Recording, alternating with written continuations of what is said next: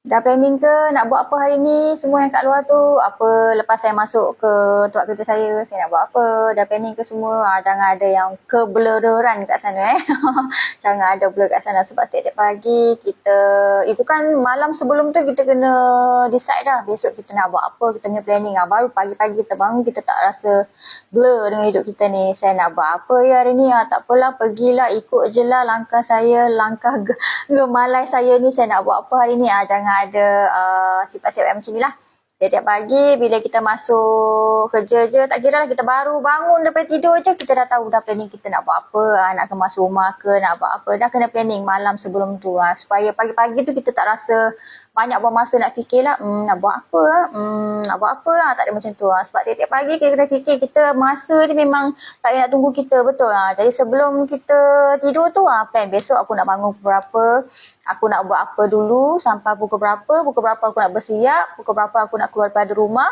Kalau boleh kita sampailah tempat kerja kita, kalau boleh janganlah on time. Orang cakap apa tau, orang cakap kalau on time ni maksudnya dia betul-betul ikut timing. Let's say anda masuk kerja pukul 9 sampai tempat kerja, kalau boleh kita nak awal lah at least 5 minit ke lebih, bagus dipandang, sedap sikit nak pandang mata kita, kita tengok punch card kita kan.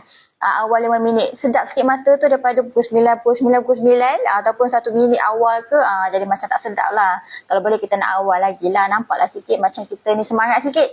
Macam kita kalau kita dapat kita punya punch card kan, kita tengok dia punya aim tu sikit-sikit sipi-sipi je, mesti rasa macam tak syok Kalau boleh kita nak jadi seorang staff yang motivation dia tu tinggi lah. Dia memang kalau boleh nak sampai paling awal. Tapi kalau dah sampai paling awal tu janganlah tak buat benda pula kan.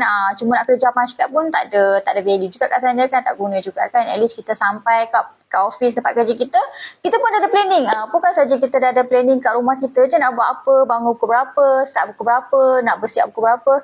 Bila kita dah sampai tempat kerja pun kita kena ada planning juga. Janganlah masuk nak buat apa sementara kita fikir tu dah habis banyak masa kat sana. Jangan buang masa lah. Especially saya pernah lah handle bahagian payment.